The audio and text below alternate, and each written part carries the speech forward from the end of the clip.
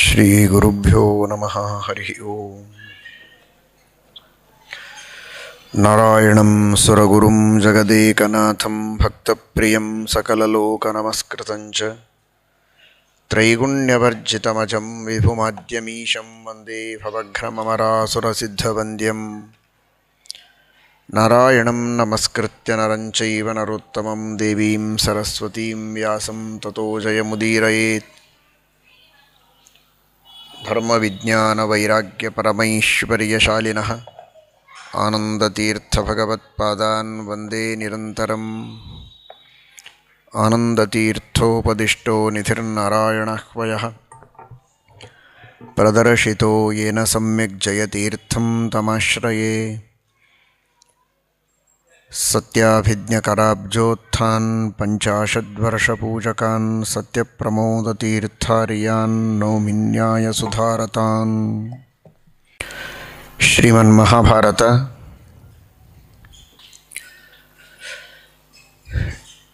ವೇದವ್ಯಾಸದೇವರ ದಿವ್ಯವಾದ ವಾಣಿ.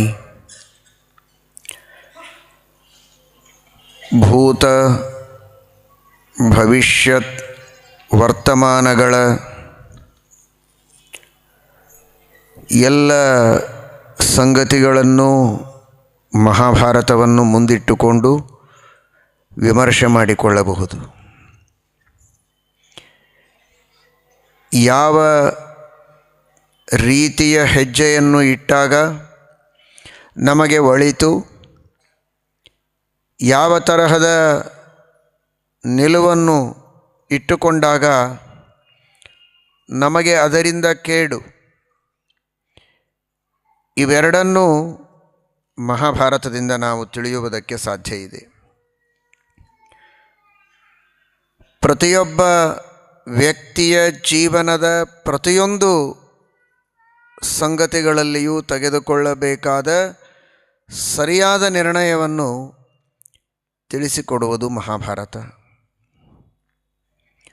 ಅದು ಧಾರ್ಮಿಕವಾದ, ಆಧ್ಯಾತ್ಮಿಕವಾದ, ನೈತಿಕವಾದ ಹಿನ್ನೆಲೆಯಲ್ಲಿ ಇರುವಂತಹ ನಿರ್ಣಯವಾಗಿರುತ್ತೆ.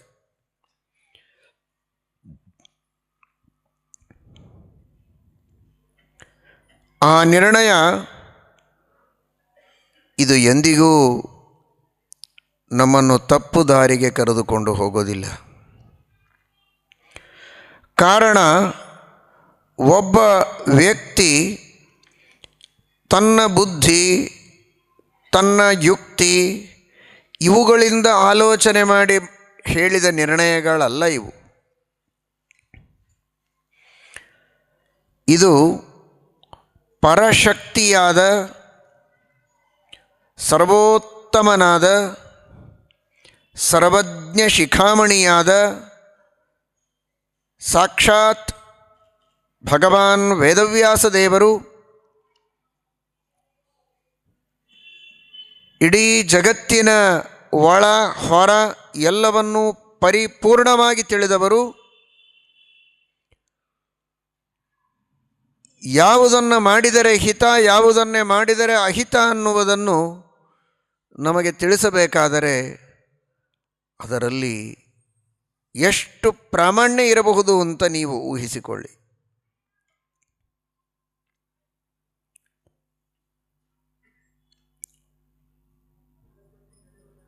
ಕಿಯದ್ವಾ ಶಕ್ಯ ಮುನ್ನೇತುಂ ಸ್ವತರ್ಕಮನುಧಾವತ ಅಂತ. ತನ್ನದೇ ಬುದ್ಧಿಯ ಆಲೋಚನೆಯಿಂದ ಒಬ್ಬ ಸಾಮಾನ್ಯ ಮಾನವ ಕೆಲವೇ ದಿನಗಳಲ್ಲಿ, ಕೆಲವೇ ವರ್ಷಗಳಲ್ಲಿ ತಾನು ಜಗತ್ತನ್ನು ಕಂಡು ಅದರ ಬಗ್ಗೆ ತನ್ನದೇ ಆದ ವ್ಯಾಖ್ಯಾನವನ್ನು ಎಷ್ಟು ಅಂತ ನೀಡಬಹುದು. ಇವನು ಹುಟ್ಟುವ ಮೊದಲೂ ಜಗತ್ತಿದೆ, ಇವನು ಕಣ್ಣು ಮುಚ್ಚಿದ ನಂತರವೂ ಜಗತ್ತಿದೆ. ಲಕ್ಷ ಅಲ್ಲ, ಕೋಟಿ ಅಲ್ಲ, ಅನಂತ ಅನಂತ ಜೀವರಾಶಿಗಳು, ಸಾಧಕರು, ಮಹಾಪರಾಕ್ರಮಿಗಳು, ಧೀರರು, ವೀರರು, ಶೂರರು ಆಗಿ ಹೋಗಿದ್ದಾರೆ. ಮುಂದೆ ಅನಂತ ಅನಂತ ಜೀವರಾಶಿಗಳು ಮೇಧಾವಿಗಳು, ಧೀಮಂತರು, ಪ್ರಜ್ಞಾವಂತರು, ಮಹಾಸಮರ್ಥರು, ಕ್ರಾಂತಿಕಾರರು ಆಗುವವರಿದ್ದಾರೆ. ಭೂಮಿಯಲ್ಲಿ, ಅಂತರಿಕ್ಷದಲ್ಲಿ, ದ್ಯುಲೋಕದಲ್ಲಿ ನಾನಾ ತರಹದ ಬದಲಾವಣೆಗಳು ಆಗಿವೆ, ಮುಂದೆ ಆಗುವಂತಿವೆ. ಇವುಗಳ ಬಗ್ಗೆ ಕುಳಿತಲ್ಲಿ ಎಷ್ಟು ಅಂತ ಆಲೋಚನೆ ಮಾಡಿ ಒಬ್ಬ ವ್ಯಕ್ತಿ ಹೇಳಬಹುದು.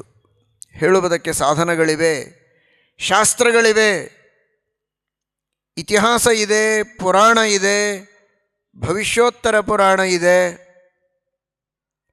ಜ್ಯೋತಿಷ್ಯ ಇದೆ, ಗಣಿತ ಇದೆ. ಇವುಗಳೆಲ್ಲವುಗಳ ಆಧಾರದ ಮೇಲೆ ದಿವ್ಯ ದೃಷ್ಟಿಯ ಯೋಗ ಸಾಮರ್ಥ್ಯದ ಹಿನ್ನೆಲೆಯಲ್ಲಿ ಅನೇಕ ಋಷಿಗಳು, ಮುನಿಗಳು, ಮಹಿತಾತ್ಮರು ನಾನಾ ವಿಧವಾದ ಸಂಗತಿಗಳನ್ನು ಬಹಳ ಕರಾರುವಾಕ್ಕಾಗಿ ತಿಳಿಸಿದ್ದುಂಟು. ಅದಕ್ಕೆ ತಲೆಬಾಗಿ ನಾವು ನಮಸ್ಕರಿಸಬೇಕು. ಆದರೂ ಅದಕ್ಕೆ ಲಿಮಿಟೇಷನ್ಸ್ ಇದೆ.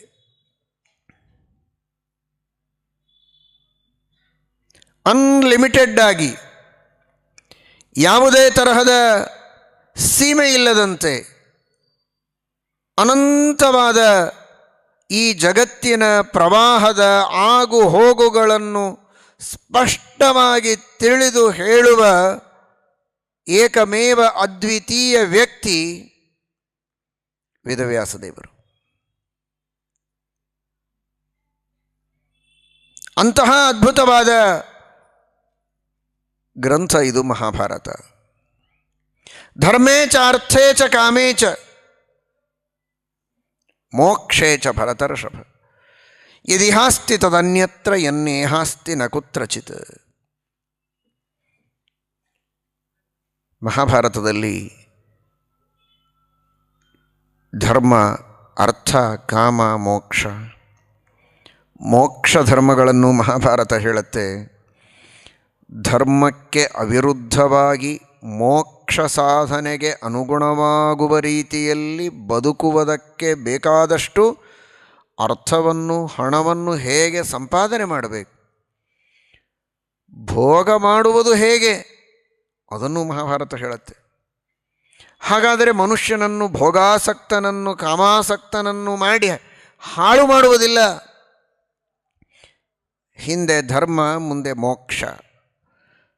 ಧರ್ಮದಿಂದ ಸಂಪಾದನೆ ಮಾಡಬೇಕು ಅರ್ಥವನ್ನು, ಧರ್ಮದಿಂದ ಸಂಪಾದನೆ ಮಾಡಿದ ಅರ್ಥವನ್ನು ಧರ್ಮಕ್ಕೆ ವಿರುದ್ಧವಾಗದ ರೀತಿಯಲ್ಲಿ ಧರ್ಮದ ಚೌಕಟ್ಟಿನಲ್ಲಿಯೇ ಭೋಗ ಮಾಡಿ ಬದುಕಿ ಸುಖವಾಗಿದ್ದು ಮೋಕ್ಷ ಸಾಧನೆಯನ್ನು ಮಾಡಿಕೊಂಡು ಹೆಚ್ಚು ಸಂಸಾರದಲ್ಲಿ ಆಸಕ್ತನಾಗದಂತೆ ಮೋಕ್ಷ ಮಾರ್ಗದತ್ತ ನಡೆಯುವಂತೆ ಪ್ರತಿಯೊಬ್ಬ ವ್ಯಕ್ತಿಗೆ ದಾರಿ ದೀಪವಾಗಿ ನಿಲ್ಲುವುದು ಶ್ರೀಮನ್ ಮಹಾಭಾರತ.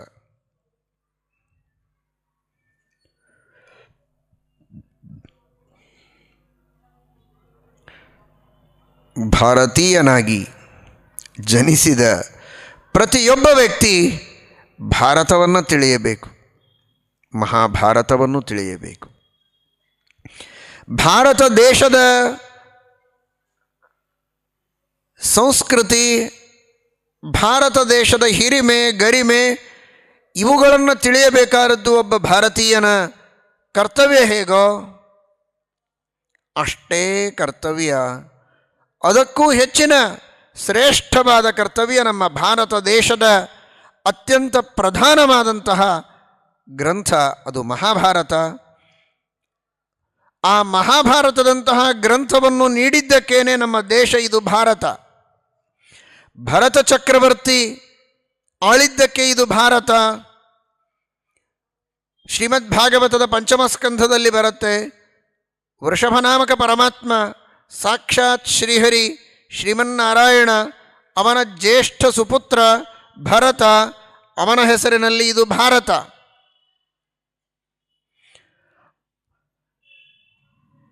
ಭಗವಂತನ ಹಿರಿಯ ಮಗನಾದ ಭರತನ ಹೆಸರಿನಲ್ಲಿ ಭಾರತ, ಇದು ಎಷ್ಟು ಸತ್ಯವೋ ಅದೇ ಭಗವಂತನ ಇನ್ನೊಂದು ಮಗ, ಇನ್ನೊಂದು ಕೂಸು, ಅದು ಮಹಾಭಾರತ. ಆ ಮಹಾಭಾರತದ ಹೆಸರಿನಲ್ಲಿ ನಮ್ಮ ದೇಶ ಇದು ಭಾರತ. ವೃಷಭ ನಾಮಕ ಪರಮಾತ್ಮನ ಕೂಸು ಭರತ ಚಕ್ರವರ್ತಿಯಾದರೆ ವೇದವ್ಯಾಸ ನಾಮಕ ಪರಮಾತ್ಮನ ಕೂಸು ಅದು ಮಹಾಭಾರತ. ಅಂತಹ ಮಹಾಭಾರತದ ಹೆಸರಿನಲ್ಲಿ ನಮ್ಮ ದೇಶ ಇದೆ, ಭಾರತ. ಒಂದು ಧರ್ಮಗ್ರಂಥದ ಹೆಸರಿನಲ್ಲಿ ದೇಶ, ದೇಶದ ಹೆಸರಿನಲ್ಲಿ ಧರ್ಮಗ್ರಂಥ, ಅದು ಕೇವಲ ನಮ್ಮ ಭಾರತ. ಆ ತರಹದ ಧರ್ಮದ ಮಾರ್ಗದಲ್ಲಿ ಹೆಜ್ಜೆಯನ್ನು ಇಡುವಂತಹ ದೇಶ, ಧರ್ಮವನ್ನು ಜೀವಾಳವಾಗಿ ಇಟ್ಟುಕೊಂಡಂತಹ ದೇಶ, ಧರ್ಮವನ್ನು ಉಸಿರಾಗಿ ಇಟ್ಟುಕೊಂಡಂತಹ ಋಷಿ ಮುನಿಗಳು ಜನ್ಮ ತಾಳಿದ ದೇಶ ಅನ್ನುವುದಕ್ಕಾಗಿ ಇದು ಭಾರತ. ಅಂತಹ ಶ್ರೀಮನ್ ಮಹಾಭಾರತ ಇದು ದಿವ್ಯವಾದ ಗ್ರಂಥ. ಇದು ಆರ್ಷ ಗ್ರಂಥ ಅಲ್ಲ, ಇದು ದೈವ ಗ್ರಂಥ. ದೇವರೇ ರಚನೆ ಮಾಡಿದ ಗ್ರಂಥ, ಋಷಿಗಳು ಮಾಡಿದ ಗ್ರಂಥ ಅಲ್ಲ, ದೇವರು ಮಾಡಿದ ಗ್ರಂಥ, ಋಷಿಗಳು ಓದುವ ಗ್ರಂಥ. ಆದ್ದರಿಂದ ಆರ್ಷ ಆಗಬಹುದು. ಆದರೆ ದೇವರು ರಚನೆ ಮಾಡಿದ ಗ್ರಂಥ, ಭಗವಂತ ರಚನೆ ಮಾಡಿದ ಭಾಗವತ ಗ್ರಂಥ, ದೇವರು ರಚನೆ ಮಾಡಿದ ದೈವ ಗ್ರಂಥ, ದಿವ್ಯ ಗ್ರಂಥ, ಅದು ಶ್ರೀಮನ್ ಮಹಾಭಾರತ. ಶ್ರೀಮನ್ ಮಹಾಭಾರತದ ಭೀಷ್ಮ ಪರ್ವದ ಚಿಂತನವನ್ನು ಮಾಡಬೇಕು ಅಂತ ಚಿತ್ರದುರ್ಗದ ಹರಿದಾಸ ಹಬ್ಬದ ಸಂಯೋಜಕರಾದ ಹರಿ ವಾಯು ಗುರು ಸೇವಾ ಸಂಘದ ಎಲ್ಲ ಸದಸ್ಯರು ಸಜ್ಜನರು ಅಪೇಕ್ಷೆ ಪಟ್ಟಿದ್ದಾರೆ. ಕುರುಕುಲ ಪಿತಾಮಹರಾದ ಭೀಷ್ಮರು, ಆ ಭೀಷ್ಮ ಪರ್ವದಲ್ಲಿ ಅವರು ಮಾಡಿದಂತಹ ಅದ್ಭುತವಾದ ಪರಾಕ್ರಮದ ಪ್ರದರ್ಶನ ಹಾಗೂ ಭೀಷ್ಮ ಪರ್ವದ ಪ್ರಾರಂಭದಲ್ಲಿ ಯುದ್ಧದ ಮುಂಚೆ ನಡೆದ ಅನೇಕ ವ್ಯವಸ್ಥೆಗಳು, ವೇದವ್ಯಾಸ ದೇವರು ಧೃತರಾಷ್ಟ್ರನಿಗೆ ನೀಡಿದ ಚೇತಾವನಿ, ಇವುಗಳೆಲ್ಲವುಗಳ ಬಗ್ಗೆ ಎಲ್ಲಕ್ಕೂ ಮುಖ್ಯವಾಗಿ ಮಹಾಭಾರತವೇ ನಮ್ಮ ದೇಶದ ಶ್ರೇಷ್ಠವಾದ ಧರ್ಮಗ್ರಂಥವಾದರೆ ಅದರಲ್ಲಿಯೂ ಸಾರ ಸರ್ವಸ್ವ ಶ್ರೀಮದ್ ಭಗವದ್ಗೀತೆ ಅದು ಭೀಷ್ಮ ಪರ್ವದಲ್ಲಿಯೇ ಬರುವಂತಹ ಶ್ರೇಷ್ಠವಾದ ಗ್ರಂಥ. ರಾಜ ಧರ್ಮಗ್ರಂಥದ ಅತ್ಯುನ್ನತವಾದಂತಹ ಒಂದು ಸ್ಥಾನವನ್ನು ಪಡೆದದ್ದು ಶ್ರೀಮದ್ ಭಗವದ್ಗೀತೆ. ಯಾವುದಕ್ಕೆ ಮಿಗಿಲಾದ ಗ್ರಂಥ ಇನ್ನೊಂದಿಲ್ಲ. ಭಾರತ ಪಾರಿಜಾತ ಮಧುಭೂತಾಂ ಅಂತಾರೆ ಶ್ರೀಮನ್ ಮಧ್ವಾಚಾರ್ಯರು. ಮಹಾಭಾರತವೇ ಧರ್ಮದ ಸುಗಂಧವನ್ನು ಬೀರುವ ಪಾರಿಜಾತ ಹೂವಿನ ಕಲ್ಪವೃಕ್ಷವಾದರೆ ಅದರೊಳಗಿನ ಮಕರಂದ ಸಾರ ಅದು ಶ್ರೀಮದ್ ಭಗವದ್ಗೀತೆ ಅಂತ. ಅಂತಹ ಭಗವದ್ಗೀತೆಯನ್ನು ಒಳಗೊಂಡಂತಹ ಪರ್ವ ಅದು ಭೀಷ್ಮ ಪರ್ವ. ವಿಸ್ತೃತವಾದ ಈ ಭೀಷ್ಮ ಪರ್ವವನ್ನು ಇದೇ ದಿನಗಳಲ್ಲಿ ಚಿಂತನೆ ಮಾಡುವುದು ಸ್ವಲ್ಪ ಕಠಿಣ. ಆದರೂ ಕೂಡ ವಿಹಂಗಮ ನೋಟದಿಂದ ಭೀಷ್ಮ ಪರ್ವದ ಸಾರವನ್ನು ತಿಳಿಯುವ ಪ್ರಯತ್ನ ಮಾಡೋಣ. ಹರಿವಾಯು ಗುರುಗಳು ಅನುಗ್ರಹವನ್ನು ಮಾಡಿ ಅರ್ಥ ಮಾಡಿಕೊಳ್ಳುವ ಶಕ್ತಿಯನ್ನು ನಮಗೂ ನಿಮಗೂ ಎಲ್ಲರಿಗೂ ನೀಡಬೇಕು.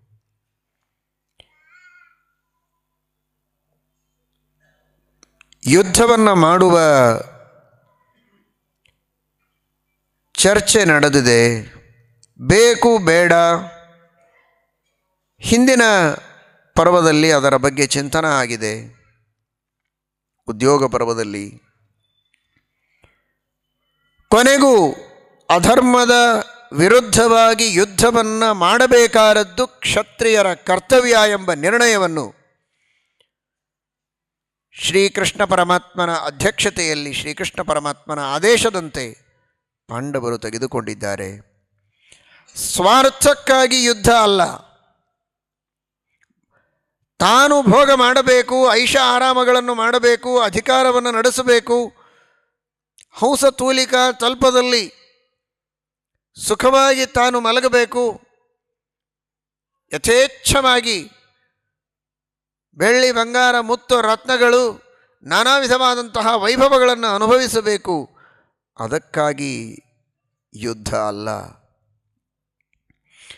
ಆ ಸ್ವಾರ್ಥಕ್ಕಾಗಿ ಯುದ್ಧವನ್ನು ಮಾಡುವುದಾದರೆ ವೇದವ್ಯಾಸ ದೇವರು, ಶ್ರೀಕೃಷ್ಣ ಪರಮಾತ್ಮ ಸ್ಪಷ್ಟವಾಗಿ ಅದಕ್ಕೆ ನಿಷೇಧವನ್ನು ಮಾಡುತ್ತಾನೆ, ಖಂಡನೆಯನ್ನು ಮಾಡುತ್ತಾನೆ.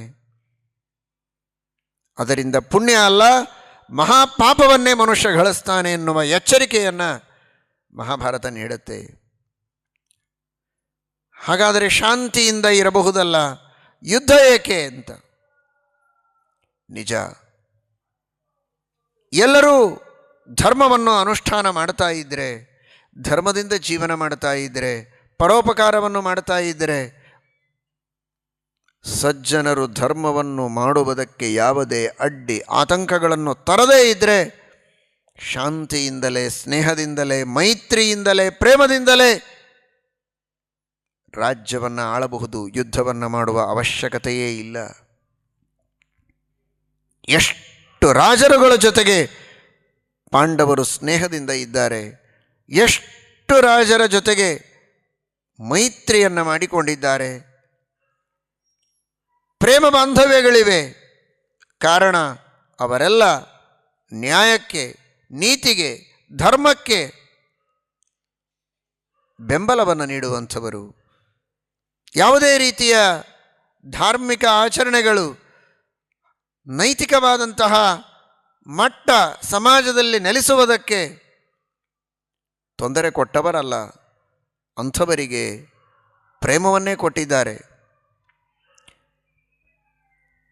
ಯಾರು ಧರ್ಮವನ್ನು ಮಾಡುವುದಕ್ಕೆ ಅಡ್ಡಿಯಾಗಿದ್ದಾರೆ, ಪ್ರಾಮಾಣಿಕತೆಯಿಂದ ಜೀವನವನ್ನು ಮಾಡ್ತಾ ಇಲ್ಲ, ಸ್ವಾರ್ಥಪರರಾಗಿದ್ದಾರೆ, ಭೋಗಾಸಕ್ತರಾಗಿದ್ದಾರೆ, ನ್ಯಾಯದಿಂದ ಸಿಗಬೇಕಾದದ್ದು ಸಿಗೋದಕ್ಕೆ ಬಿಡ್ತಾ ಇಲ್ಲ, ಅಂತಹ ಜನರನ್ನು ಮಾತ್ರ ಯುದ್ಧವನ್ನು ಮಾಡಿ ಸರಿಯಾದ ಪಾಠವನ್ನು ಕಲಿಸಬೇಕು ಅಂತನ್ನೋದು ಶ್ರೀಕೃಷ್ಣನ ಆದೇಶ. ಅದಕ್ಕೆ ತಕ್ಕಂತೆ ಪಾಂಡವರು ಯುದ್ಧದ ಸಂಕಲ್ಪವನ್ನು ಮಾಡಿದ್ದಾರೆ. ಅನೇಕ ಜನ ವಿಚಾರವಂತರು ಯುದ್ಧ, ರಕ್ತಪಾತ ಇವುಗಳು ಸರ್ವಥಾ ಇರಲೇಬಾರದು ಅಂತ ಮಹಾಭಾರತದ ಯುದ್ಧವನ್ನು ವಿಮರ್ಶೆ ಮಾಡಿ ಖಂಡನೆ ಮಾಡುವವರಿದ್ದಾರೆ. ಯಾಕೆ ಬೇಕಾಗಿತ್ತು ಈ ಯುದ್ಧ, ರಕ್ತಪಾತ? ಆದರೆ ತಿಳಿಯಿರಿ, ನೈವ ಕ್ಷಮಾ ಕುಜನತಾಸು ನೃಪಸ್ಯ ಧರ್ಮ. ಯುದ್ಧ ಎಲ್ಲಿಯವರೆಗೆ ನಡೆಯೋದಿಲ್ಲ, ತಪ್ಪು ಮಾಡಿದವರಿಗೆ ಶಿಕ್ಷೆಯಾಗೋದಿಲ್ಲ, ಅಲ್ಲಿಯವರೆಗೆ ಸಮಾಜ ಸುಖಿಯಾಗಿರೋದಕ್ಕೆ ಸಾಧ್ಯ ಇಲ್ಲ.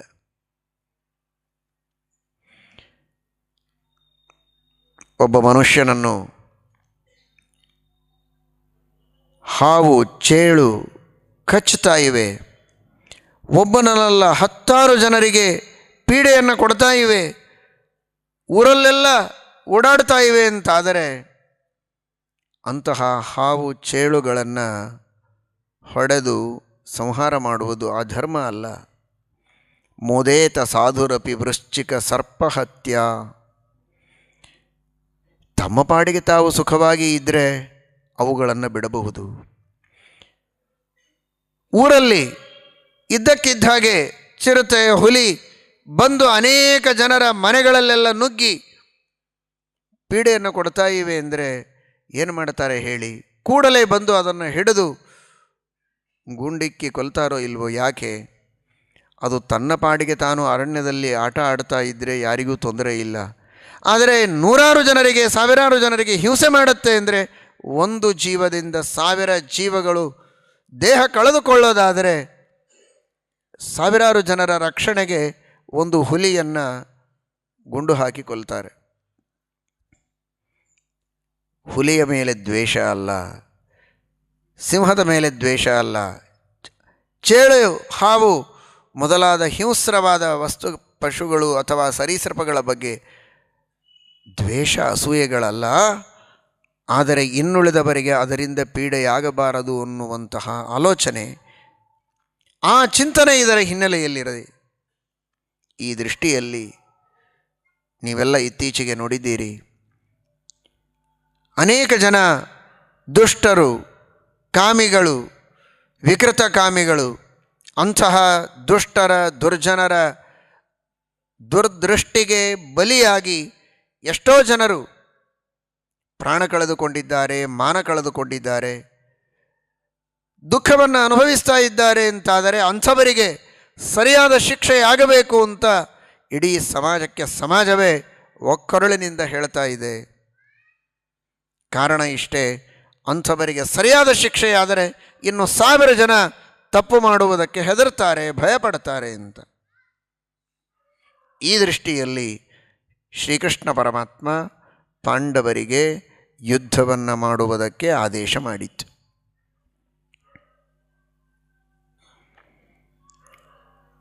ಸ್ವಾರ್ಥಕ್ಕಾಗಿ ಅಲ್ಲ,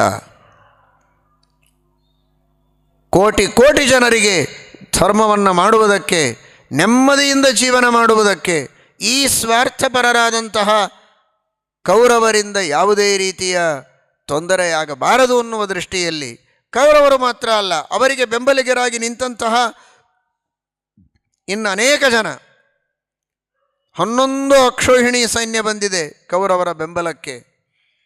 ಆ ಎಲ್ಲ ಜನರಿಗೂ ಶಿಕ್ಷೆಯನ್ನು ಕೊಡುವ ಮೂಲಕ ಪ್ರಪಂಚದೊಳಗಿನ ಇನ್ನುಳಿದವರೆಲ್ಲರಿಗೂ ಎಚ್ಚರಿಕೆಯನ್ನು ಕೊಡುವಂತಹ ಉದ್ದೇಶ ಶ್ರೀಕೃಷ್ಣ ಪರಮಾತ್ಮನಿಗಿದೆ.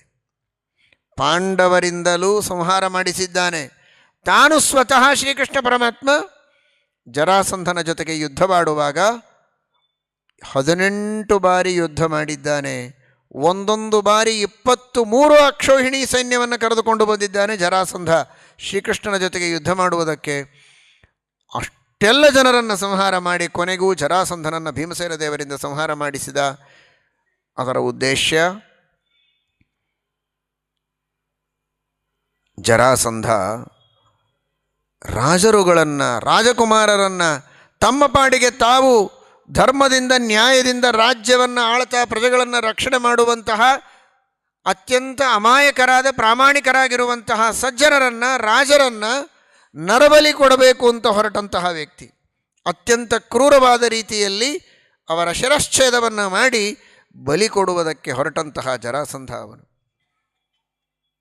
ಅಂತಹ ರಾಜರನ್ನೇ ಬಲಿ ಕೊಡ್ತಾನೆ ಅಂದರೆ ಪ್ರಜೆಗಳ ಹಣೆ ಬರಹ ಏನಾಗಬೇಕಿನ್ನು ಅವನ ಕೈಯಲ್ಲಿ. ಇಂತಹ ದುರ್ಜನರ ಕೈಯಲ್ಲಿ ರಾಜ್ಯ ಸಿಗುವುದು ಬೇಡ, ಇವರು ಪ್ರಜೆಗಳಿಗೆ ಪೀಡೆ ಕೊಡುವುದು ಬೇಡ ಅನ್ನುವ ದೃಷ್ಟಿಯಲ್ಲಿ ಶ್ರೀಕೃಷ್ಣ ಪರಮಾತ್ಮ ಆ ಜರಾಸಂಧನನ್ನು ಭೀಮಸೇನ ದೇವರಿಂದ ಸಂಹಾರ ಮಾಡಿಸಿ ರಾಜಸೂಯ ಯಾಗವನ್ನು ಮಾಡಿಸಿದ. ತಾನು ಸ್ವತಃ ಆ ಜರಾಸಂಧನ 100 ಅಕ್ಷೋಹಿಣಿ ಸೈನ್ಯವನ್ನು ಸಂಹಾರ ಮಾಡಿದ್ದಾನೆ. ವಿಚಿತ್ರ ಅಂದರೆ 18 ಅಕ್ಷೋಹಿಣಿ ಸೈನ್ಯ, ಅದರಲ್ಲಿ 11 ಕೌರವರು, 7 ಅಕ್ಷೋಹಿಣಿ ಸೈನ್ಯ ಪಾಂಡವರದು. ಈ ಯುದ್ಧ ಮಹಾಭಾರತದ ಯುದ್ಧ ಅಂತ ಜಗತ್ತಿನಲ್ಲಿ ಬಹಳ ಪ್ರಸಿದ್ಧವಾಗಿದೆ. ಆದರೆ ಒಂದೊಂದು 18 ಅಕ್ಷೋಹಿಣಿ ಸೈನ್ಯ ಅಲ್ಲ, 18 ಬಾರಿ ಜರಾಸಂಧನ ಜೊತೆಗೆ ಯುದ್ಧ, ಒಂದೊಂದು ಬಾರಿ ಯುದ್ಧ ಮಾಡಿದಾಗಲೂ 23 ಅಕ್ಷೋಹಿಣಿ ಸೈನ್ಯವನ್ನು ಶ್ರೀಕೃಷ್ಣ ಪರಮಾತ್ಮ ಸಂಹಾರ ಮಾಡಿದ್ದಾನೆ. ನಿಜವಾಗಿ ಅದು ಎಂತಹ ದೊಡ್ಡ ಯುದ್ಧ! ಇದಕ್ಕಿಂತಲೂ ದೊಡ್ಡದು ರಾಮರಾವಣರ ಯುದ್ಧ. ಅಸಂಖ್ಯವಾದಂತಹ ಸೈನ್ಯ. ರಾಮರಾವಣಯೋರ್ ಯುದ್ಧಂ ರಾಮರಾವಣಯೋರಿವ. ಅಷ್ಟೆಲ್ಲ ದುಷ್ಟ ಶಕ್ತಿಗಳನ್ನು ದಮನ ಮಾಡಿ ಸಜ್ಜನರನ್ನು ರಕ್ಷಣೆ ಮಾಡುವಂತಹ ಒಂದು ದೊಡ್ಡ ಸಂಕಲ್ಪವನ್ನು ಶ್ರೀಕೃಷ್ಣ ಶ್ರೀರಾಮಚಂದ್ರ ಮಾಡಿದ್ದರು ಅನ್ನುವುದನ್ನು ನಾವು ಅರ್ಥ ಮಾಡಿಕೊಳ್ಳಬೇಕು. ಆ ದೃಷ್ಟಿಯಲ್ಲಿ ಪಾಂಡವರು ಯುದ್ಧವನ್ನು ಮಾಡುವುದಕ್ಕೆ ಸಿದ್ಧರಾಗಿದ್ದಾರೆ. ಯುಧಿಷ್ಠಿರ ಬಂದಂತಹ ಸೇರಿದ ಎಲ್ಲ ಸೈನಿಕರನ್ನು, ಬೇರೆ ಬೇರೆ ದೇಶಗಳಿಂದ ಮಿತ್ರ ರಾಜರೆಲ್ಲ ಸೈನ್ಯವನ್ನು ಕರೆದುಕೊಂಡು ಬಂದಿದ್ದಾರೆ. ಬಂದಂತಹ ಎಲ್ಲ ರಾಜರನ್ನು ಕೂಡಿಸಿ ಯುಧಿಷ್ಠಿರ ಉಪದೇಶ ಮಾಡ್ತಾ ಇದ್ದಾನೆ. ಹೇಗೆ ಯುದ್ಧವನ್ನು ಮಾಡಬೇಕು, ಯಾವ ರೀತಿ ಯುದ್ಧದ ನಿಯಮಗಳನ್ನು ಪರಿಪಾಲನೆ ಮಾಡಬೇಕು ಅಂತ. ಅವತ್ತಿನ ಕಾಲದ ಆ ರಾಜನೀತಿ, ಯುದ್ಧದ ನೀತಿಗಳು ಎಷ್ಟು ಅದ್ಭುತವಾದಂಥದ್ದು. ಬಂದವರಿಗೆಲ್ಲ ಮೊದಲಿಗೆ ಅನ್ನ ವಸ್ತ್ರಗಳ ವ್ಯವಸ್ಥೆಯನ್ನು ಮಾಡಿದ. ಇಚ್ಛಾಭೋಜನವನ್ನು ಮಾಡಿಸುವ ವ್ಯವಸ್ಥೆ ಮಾಡಿದ್ದಾನೆ. ಅವರು ಸಂತೋಷದಿಂದ ಇರಬೇಕು ಸೈನಿಕರು. ಅವರಿಗೆ ಬೇಡಿದ್ದನ್ನು ಕೊಡುವ ವ್ಯವಸ್ಥೆ. ಸುಖವಾಗಿ ಉಂಡು ತಿಂದು ಉತ್ಸಾಹದಿಂದ ಸಂತೋಷದಿಂದ ಧರ್ಮದ ರಕ್ಷಣೆಗಾಗಿ ಅವರೆಲ್ಲ ಹೋರಾಟವನ್ನು ಮಾಡಬೇಕು ಅಂತ ಅವರನ್ನು ತಯಾರು ಮಾಡಿದ್ದಾನೆ. ಎಲ್ಲರಿಗೆ ಕೆಲವು ಗುರುತುಗಳನ್ನು ಹೇಳಿದ, ಕೆಲವು ಮಾತುಗಳನ್ನು ಕಲಿಸಿಕೊಟ್ಟಿದ್ದಾನೆ, ರಹಸ್ಯವಾದ ಮಾತುಗಳನ್ನು. ಯಾಕೆ ಅಂದರೆ ಯಾರು ಕೌರವರ ಸೈನಿಕರು, ಯಾರು ಪಾಂಡವರ ಸೈನಿಕರು ಗೊತ್ತಾಗಬೇಕಲ್ಲ. ಬರೀ ಬಣ್ಣ, ವೇಷದ ಬಣ್ಣಗಳಾಗಲಿ ಅಥವಾ ಇನ್ನು ಕೆಲವು ಚಿಹ್ನೆಗಳನ್ನು ಮಾತ್ರ ಹೇಳಿದರೆ ಕಣ್ಣಿಗೆ ಕಾಣುವ ಬಟ್ಟೆ ಅಥವಾ ಬೇರೆ ಚಿಹ್ನೆಗಳನ್ನು ಇನ್ನೊಬ್ಬರು ನಕಲಿ ಮಾಡಬಹುದು, ಮೋಸ ಆಗಬಹುದು. ಪಾಂಡವರ ಸೈನಿಕರ ವೇಷದಲ್ಲಿ ಒಳನುಗ್ಗಿ ವಿರೋಧವನ್ನು ಮಾಡಬಹುದು. ಅದಕ್ಕಾಗಿ ಕೇವಲ ವೇಷ ಇದು ಗುರುತಾಗುವುದು ಬೇಡ, ಕೆಲವು ಮಾತುಗಳನ್ನು ಕಲಿಸಿದ್ದಾನೆ, ಅದು ಗೊತ್ತಾಗುವುದಿಲ್ಲ. ಆ ಮಾತುಗಳನ್ನು ಹೇಳಿದರೆ ಮಾತ್ರ ಅವರು ಪಾಂಡವರ ಸೈನಿಕರು ಅಂತ ನಂಬುವಂತೆ ಒಂದು ವ್ಯವಸ್ಥೆಯನ್ನು ಯುಧಿಷ್ಠಿರ ಮಾಡಿಕೊಟ್ಟಿದ್ದಾನೆ. ಅಭಿಜ್ಞಾನಾನಿ ಸರ್ವೇಷಾಂ ಸಂಜ್ಞಾಶ್ಚ ಆಭರಣಾನಿ ಚ ಏವಂ ವಾದಿ ವೇದಿತವ್ಯ ಪಾಂಡವೇಯೋಮಿತ್ಯುತ್. ತಾನು ಹೇಳಿದ ರೀತಿಯಲ್ಲಿ ಯಾರು ಮಾತುಗಳನ್ನು ಆಡ್ತಾರೆ ಅವರನ್ನು ಪಾಂಡವರ ಸೈನಿಕರು ಅಂತ ಗುರುತಿಸುವ ರೀತಿಯಲ್ಲಿ ವ್ಯವಸ್ಥೆಯನ್ನೆಲ್ಲ ಯುಧಿಷ್ಠಿರ ಮಾಡಿದ್ದಾನೆ. ಅಲ್ಲಲ್ಲಿ ಶಂಖನಾದಗಳನ್ನು ಮೊದಲು ಮಾಡ್ತಾ ಇದ್ದಾರೆ. ಶ್ರೀಕೃಷ್ಣ ಪರಮಾತ್ಮ ಶಂಖನಾದವನ್ನು ಮಾಡಿದ್ದಾನೆ. ಅರ್ಜುನ ಶಂಖನಾದವನ್ನು ಮಾಡಿದ. ಶಂಖನಾದದ ಧ್ವನಿ ಕಿವಿಗೆ ಬಿದ್ದಾಗಲೇ ಎಲ್ಲರೂ ಕೂಡ ಭಯಗ್ರಸ್ತರಾಗಿದ್ದಾರೆ. ಶ್ರೀಕೃಷ್ಣ ಸರ್ವೋತ್ತಮನಾದ ಶ್ರೀಹರಿ, ಅರ್ಜುನ ದೇವೇಂದ್ರ. ಸರ್ವೋತ್ತಮನಾದ ಶ್ರೀಹರಿ ದೇವೇಂದ್ರ ದೇವತೆಗಳ ಒಡೆಯ ಗರ್ಜನೆಯನ್ನು ಮಾಡಿ ಶಂಖನಾದವನ್ನು ಮಾಡಿ ಎದುರು ಪಕ್ಷದಲ್ಲಿ ನಿಂತು ಯುದ್ಧ ಮಾಡ್ತಾ ಇದ್ದಾನೆ ಅಂದರೆ ಯಾರಿಗೆ ಅದನ್ನು ಎದುರಿಸುವ ಧೈರ್ಯವಾದೀತು?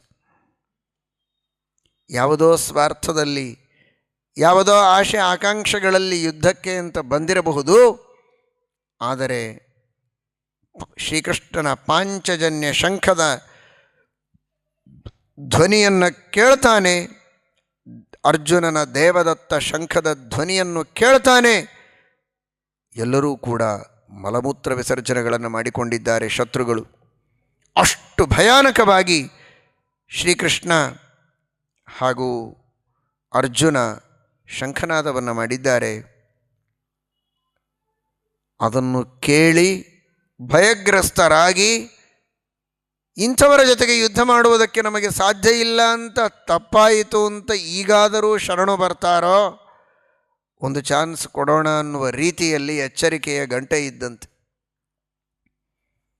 ಈ ಧ್ವನಿಯನ್ನು ಕೇಳಿಯಾದರೂ ಇಂಥವರ ಜೊತೆಗೆ ನಾವು ಯುದ್ಧ ಮಾಡುವುದಕ್ಕೆ ಸಾಧ್ಯ ಇಲ್ಲ ಅಂತ ಬಂದು ಶರಣಾಗತರಾದರೆ ಉದ್ಧಾರ ಮಾಡೋಣ, ಒಂದು ಚಾನ್ಸ್ ಕೊಟ್ಟು ನೋಡೋಣ ಅಂತ. ಆ ಸಂದರ್ಭದಲ್ಲಿಯೂ ತಿಳುವಳಿಕೆ ಬರಲಿಲ್ಲ ಅಂದರೆ ಮುಂದೆ ಶಸ್ತ್ರಾಸ್ತ್ರಗಳ ಪ್ರಯೋಗವನ್ನು ಮಾಡಿ ತಕ್ಕ ಪಾಠವನ್ನು ಕಲಿಸಬಹುದು ಅಂತನ್ನುವ ರೀತಿಯಲ್ಲಿ ಆ ಎಚ್ಚರಿಕೆಯ ಧ್ವನಿಯನ್ನು ಶಂಖದ ಮೂಲಕವಾಗಿ ಮಾಡಿದ್ದಾರೆ. ಧರ್ಮದ ಜಯವಾಗಬೇಕು ಅನ್ನುವ ಅಪೇಕ್ಷೆ ಉತ್ಸಾಹದಿಂದ ಎಲ್ಲರೂ ಕೂಡ ಯುದ್ಧದ ರಂಗಕ್ಕೆ ಬರುವ ಸಂದರ್ಭದಲ್ಲಿ ಮೊದಲು ಕೌರವರು ಪಾಂಡವರು ಎಲ್ಲರೂ ಸೇರಿ ಯುದ್ಧದ ನೀತಿಯ ಬಗ್ಗೆ ಮಾತನಾಡಿಕೊಂಡಿದ್ದಾರೆ.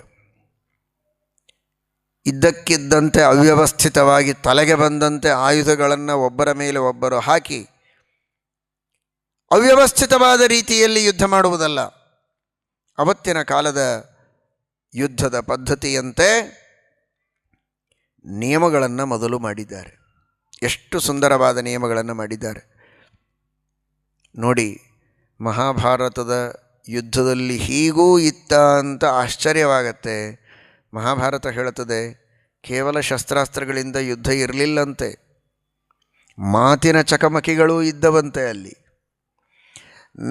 ನೀವು ಕೇವಲ ಮಾತಿನಿಂದ ಯುದ್ಧ ಆಡೋದು, ನಾನಾಡಿದ ಮಾತಿಗೆ ಬೇಕು ಅಂದರೆ ಪ್ರತಿಯಾಗಿ ಉತ್ತರ ಕೊಡು ಅಷ್ಟೇ. ಆಯುಧಗಳಿಲ್ಲ ಅಂದರೆ ಆ ಕರಾರಿನ ಪ್ರಕಾರ ಮಾತಿನಿಂದಲೇ ಉತ್ತರ ಕೊಡಬೇಕು, ಶಸ್ತ್ರಾಸ್ತ್ರಗಳಿಂದ ಅಲ್ಲ ಅಂತೆ. ಇನ್ನು ಶಸ್ತ್ರಾಸ್ತ್ರಗಳಿಂದ ಯುದ್ಧ ಪ್ರಾರಂಭ ಮಾಡೋಣ ಅಂತ ಹೇಳಿದ ಮೇಲೆ ಯುದ್ಧ ಪ್ರಾರಂಭ, ಇಲ್ಲ ಅಂದರೆ ಮಾತಿನಿಂದಲೇ ಯುದ್ಧ. ಇದನ್ನು ನೋಡ್ತೇವೆ ನಾವು ಮಹಾಭಾರತದಲ್ಲಿ. ಆದರೆ ಇದಕ್ಕೆ ಮೊದಲೇ ಕರಾರಾಗಿತ್ತು ಅನ್ನುವುದನ್ನು ನಾವು ಗಮನಿಸಬೇಕು. ಭೀಷ್ಮ ಪರ್ವದ ಪ್ರಾರಂಭದಲ್ಲಿ ಕರ್ಣ ಹಾಗೂ ಅರ್ಜುನರ ಮಧ್ಯದಲ್ಲಿ ಮಾತಿನ ಯುದ್ಧ ಆಗ್ತದೆ. ಶ್ರೀಕೃಷ್ಣ ಪರಮಾತ್ಮನೇ ಕರ್ಣನ ಜೊತೆಗೆ ಯುದ್ಧವನ್ನು ಮಾಡ್ತಾರೆ ಮಾತಿನಿಂದ. ಶಸ್ತ್ರ ಹಿಡಿಯೋದಿಲ್ಲ ಅಂತ ಹೇಳಿದ ಕೃಷ್ಣ, ಆದರೆ ಶಾಸ್ತ್ರ ಹಿಡಿದಿದ್ದಾನೆ. ಶಸ್ತ್ರ ಹಿಡಿದಿಲ್ಲ ಅಷ್ಟೇ, ಮಾತಿನಿಂದ ಯುದ್ಧ ಆಡಿದ. ಕರ್ಣನ ರಥ ಭೂಮಿಯಲ್ಲಿ ಸಿಕ್ಕಿದೆ. ಕೃಷ್ಣ, ಅರ್ಜುನ ಸ್ವಲ್ಪ ಸಮಯವನ್ನು ಕೊಡು, ಒಳಗೆ ಸಿಕ್ಕ ರಥವನ್ನು ಮೇಲೆ ಎತ್ತುತ್ತೇನೆ ಅಂತ ಕರ್ಣ ಹೇಳಿದ. ಈ ಸಂದರ್ಭದಲ್ಲಿ ನೀನು ಯುದ್ಧವನ್ನು ಮಾಡಬೇಡ ಅಂತ, ಇದು ಅಧರ್ಮವಾಗತ್ತೆ ಅಂತ. ಆಗ ಕೃಷ್ಣ ಒಂದು ಉತ್ತರ ಕೊಡ್ತಾನೆ ನೋಡಿ. ಕರ್ಣನ ಮಾತಿನಿಂದ ಕೊಟ್ಟ ಉತ್ತರ ದ್ರೌಪದಿಯನ್ನು ಬಹಿರಂಗ ಸಭೆಯಲ್ಲಿ ವಸ್ತ್ರಾಪಹರಣ ಮಾಡುವುದು ಬಹಳ ದೊಡ್ಡ ಧರ್ಮ ಅಂತ ಅನಿಸಿತ್ತಲ್ಲ ಕರ್ಣ ನಿನಗೆ? ಒಂದೇ ವಸ್ತ್ರವನ್ನು ಧಾರಣ ಮಾಡಿದ್ದೇನೆ, ತಿಂಗಳಲ್ಲಿ 3 ದಿನ ಪರಿಪಾಲನೆ ಮಾಡಬೇಕಾದ ಧರ್ಮದಲ್ಲಿದ್ದೇನೆ, ಮೈ ಮೇಲೆ 2 ವಸ್ತ್ರಗಳೂ ಇಲ್ಲ, ಸಭಾ ಮಧ್ಯದಲ್ಲಿ ನಾನು ಹೇಗೆ ಪ್ರವೇಶ ಮಾಡಲಿ ಅಂತ ದ್ರೌಪದಿ ಹೇಳಿದಾಗ, ಏಕಾಂಬರವಾಪ್ಯಥವಾ ವಿವಸ್ತ್ರ, ಬಟ್ಟೆ ಇದ್ದರೇನು ಇಲ್ಲದಿದ್ದರೇನು ಎಳೆದು ತೆಗೆದುಕೊಂಡು ಬರಬೇಕು ಅಂತ ಹೇಳುವಾಗ ನಾಚಿಕೆ ಬರಲಿಲ್ಲ. ಆಗ ಎಲ್ಲಿ ಹೋಗಿತ್ತು ಧರ್ಮ ನಿನಗೆ? ಸ್ತ್ರೀ ಧರ್ಮ, ಸಭಾಧರ್ಮ, ಲೋಕಧರ್ಮ ಯಾವುದೂ ನಿನಗೆ ಗೊತ್ತಾಗಲಿಲ್ಲ. ಈಗ ಧರ್ಮ ಪ್ರಜ್ಞೆ ಬಂತ. ಅಪತಿರ್ಹಸಿ ಕಲ್ಯಾಣಿ ಗಚ್ಚ ದುರ್ಯೋಧನಾಲಯಂ. ನಿನಗೆಲ್ಲಿದ್ದಾರೆ ಗಂಡಂದರು? ಎಲ್ಲರೂ ಸೋತಿದ್ದಾರೆ, ಹೋಗು ದುರ್ಯೋಧನನ ಮನೆಗೆ ಅಂತ ಆಡಬಾರದ ಶಬ್ದಗಳನ್ನೆಲ್ಲ ಆಡಿದೆಯಲ್ಲ ಒಬ್ಬ ಮಹಿಳೆಗೆ, ಮಾನಿನಿಗೆ. ಆಗ ಎಲ್ಲಿ ಹೋಗಿತ್ತು ನಿನ್ನ ಧರ್ಮ? ವಿಷ ಹಾಕಿ ಪಾಂಡವರನ್ನು ಕೊಲ್ಲಬೇಕು ಅನ್ನುವಾಗ ಆ ಮಂತ್ರಣದೊಳಗೂ ನೀನು ಸೇರಿದ್ದಿ. ಒಂದೇ ಎರಡೇ ಕೃಷ್ಣನ ಕೈಗೆ ಸಿಕ್ಕರೆ ಉಳಿದಾನೆ ಕರ್ಣ. ಒಂದರ ಮೇಲೆ ಒಂದರಂತೆ ಬಾಲ್ಯದಿಂದ ಇಲ್ಲಿಯವರೆಗೆ ಅವನು ಮಾಡಿದಂತಹ ಎಲ್ಲ ಧರ್ಮಗಳನ್ನು ಪಟ್ಟಿ ಮಾಡಿ ಹೇಳ್ತಾನೆ ಕೃಷ್ಣ ಕರ್ಣನಿಗೆ. ಇಂತಹ ಒಂದಲ್ಲ ಎರಡಲ್ಲ ಅನೇಕ ಯುದ್ಧಗಳು ನಡೆದಿವೆ. ಇದು ಬೇರೆ ಸಂದರ್ಭಗಳಲ್ಲಿಯೂ ನಡೆದಿದೆ. ಈ ಮಹಾಭಾರತದ ಕೌರವ ಪಾಂಡವರ ಯುದ್ಧ ಅಷ್ಟೇ ಅಲ್ಲದೆ, ಇದೀಗ ಹೇಳಿದಂತೆ ಜರಾಸಂಧ ಹಾಗೂ ಭೀಮಸೇನ ದೇವರ ಮಧ್ಯದಲ್ಲಿ ಯುದ್ಧವಾದಾಗಲೂ ಅನೇಕ ಬಾರಿ ಮೊದಲು ವಾಗ್ಯುದ್ಧ, ಮಾತಿನಿಂದ ಯುದ್ಧ. ಶ್ರೀಕೃಷ್ಣ ಪರಮಾತ್ಮನ ಸರ್ವೋತ್ತಮತ್ವವನ್ನು ಭೀಮಸೇನ ದೇವರು ಸ್ಥಾಪನೆ ಮಾಡುತ್ತಾರೆ ಮಾತಿನಿಂದ. ಅದಕ್ಕೆ ವಿರುದ್ಧವಾಗಿ ಜರಾಸಂಧ ನಾನಾ ರೀತಿಯಿಂದ ಆಕ್ಷೇಪಗಳನ್ನು ಮಾಡಿದರೆ ಎಲ್ಲದಕ್ಕೂ ಸಮಾಧಾನವನ್ನು ಹೇಳಿ ಖಂಡನೆಯನ್ನು ಮಾಡಿ ಶ್ರೀಕೃಷ್ಣ ವಿಷ್ಣು ಸರ್ವೋತ್ತಮನಾಗಿದ್ದಾನೆ ಎನ್ನುವ ಸಮರ್ಥನೆಯನ್ನು ಮಾಡುತ್ತಾನೆ ಭೀಮಸೇನ ದೇವರು. ಎಷ್ಟರ ಮಟ್ಟಿಗೆ ಅಂದರೆ ಜರಾಸಂಧನಿಗೆ ವಿಷ್ಣು ಕೃಷ್ಣ ಅಂದರೆ ದ್ವೇಷ. ಗಂಗೆಯ ಒಂದು ಹನಿ ನೀರು ಸಿಡಿಬಾರ್ದಂತವನಿಗೆ. ಯಾಕೆಂದರೆ ವಿಷ್ಣು ಪಾದೋದಕ. ತತ್ರ ಭಗವತಃ ಸಾಕ್ಷಾದ್ ಯಜ್ಞಲಿಂಗಸ್ಯ ವಿಷ್ಣೋರ್ವಿಕ್ರಮತಃ ವಾಮಪಾದಾಂಗುಷ್ಠನಖ ನಿರ್ಭಿನ್ನೋರ್ಧ್ವಾಂಡಕಟಾಹ ವಿವರೇಣ ಅಂತಃಪ್ರವಿಷ್ಟಾಯ ಬಾಹ್ಯ ಜಲಧಾರ. ಗಂಗಾ ಅಂತ ಹೆಸರು, ನಂತರ ವಿಷ್ಣುಪದಿ ಅಂತ ಹೆಸರು. ಸಾಕ್ಷಾತ್ ವಿಷ್ಣುಪದಿ ಇತ್ಯನುಪಲಕ್ಷಿತ ವಚೋಭಿರಭಿಧೀಯಮಾನ ಅತಿ ಮಹತಾ ಕಾಲೇನ ದಿವೋ ಮೂರ್ಧನ್ಯವತಾರ ಯತ್ತದ್ ವಿಷ್ಣುಪದಮಾಹು.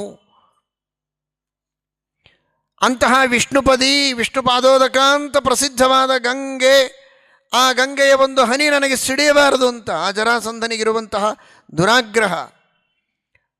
ವಾಗ್ಯುದ್ಧದಲ್ಲಿ ಅವನನ್ನು ಸೋಲಿಸಿ, ಆಮೇಲೆ ಯುದ್ಧದೊಳಗೂ ಸೋಲಿಸಿ, ಅವನನ್ನು ಎತ್ತಿ ಗಂಗೆಯಲ್ಲಿಯೇ ಎಸೀತಾರೆ ಭೀಮಸೇನ ದೇವರು.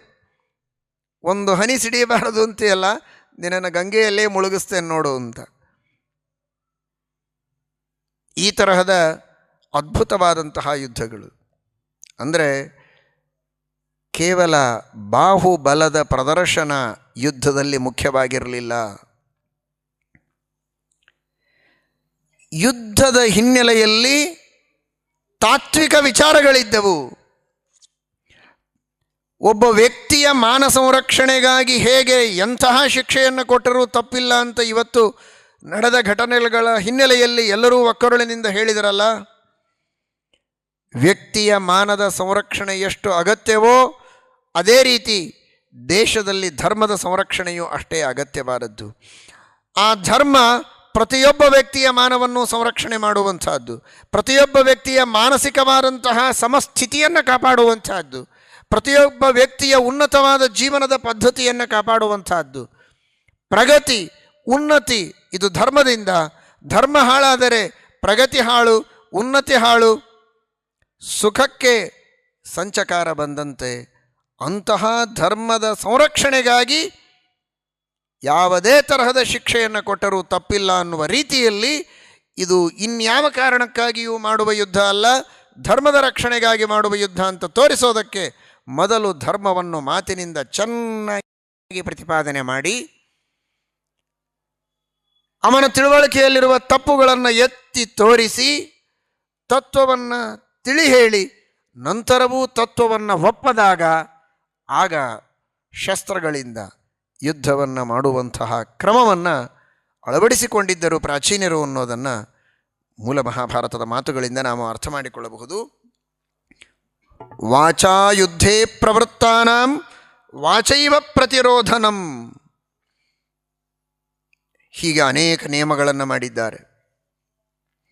ಮೊಟ್ಟ ಮೊದಲು ಹೇಳಿದ್ದು ಅಂದರೆ ನಿವೃತ್ತೇ ವಿಹಿತೇ ಯುದ್ಧೇ ಸ್ಯಾತ್ ಪ್ರೀತಿರ್ನಃ ಪರಸ್ಪರಂ. ಎರಡು ವಕೀಲರಿದ್ದಂತೆ, ಏನು ಜಗಳಾಡ್ತಾರೆ ಕೋರ್ಟುಗಳಲ್ಲಿ, ಯಾಕೆ? ಪಕ್ಷಗಾರರಿಗೋಸ್ಕರ. ಹೊರಗೆ ಬಂದ ಮೇಲೆ ಇಬ್ಬರು ಕೈ ಜೋಡಿಸ್ತಾರೆ ವಕೀಲರು, ಪ್ರೀತಿಯಿಂದ ಇರ್ತಾರೆ, ಅವರಲ್ಲಿ ಜಗಳನೇ ಇರೋದಿಲ್ಲ. ಹಾಗೆ ಯುದ್ಧ ಆಡುವ ಒಂದು ಪ್ರಸಂಗದಲ್ಲಿ ಯುದ್ಧವಾಗತ್ತೆ. ಸಾಯುವವರು ಸಾಯ್ತಾರೆ, ಎಷ್ಟೋ ಜನ ಬದುಕ್ತಾರೆ.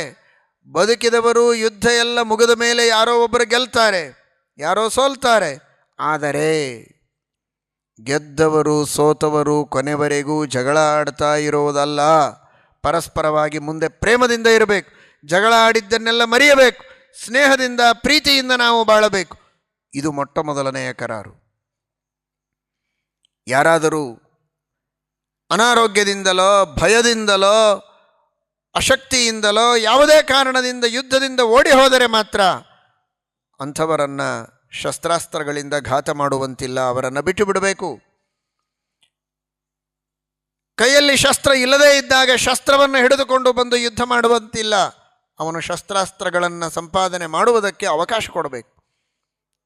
ಶಸ್ತ್ರಾಸ್ತ್ರಗಳನ್ನು ತರದೇ ಇರಬಹುದು, ತಂದದ್ದು ಮುರಿದು ಹೋಗಿರಬಹುದು, ಹಾಳಾಗಿ ಹೋಗಿರಬಹುದು, ಬಿದ್ದು ಹೋಗಿರಬಹುದು, ಕಳೆದು ಹೋಗಿರಬಹುದು.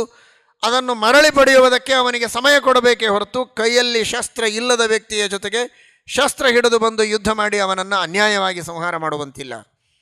ರಥದಲ್ಲಿ ಕುಳಿತಿದ್ದರೆ ರಥದಲ್ಲಿ ಕುಳಿತು, ಕುದುರೆಯ ಮೇಲೆ ಕುಳಿತಿದ್ದರೆ ಕುದುರೆಯ ಮೇಲೆ, ಆನೆಯ ಮೇಲೆ ಕುಳಿತವನ ಜೊತೆಗೆ ಆನೆಯ ಮೇಲೆ ಕುಳಿತು, ಕಾಲಾಳುವಿನ ಜೊತೆಗೆ ಕಾಲಾಳುವೇ ಯುದ್ಧವಾಡಬೇಕು.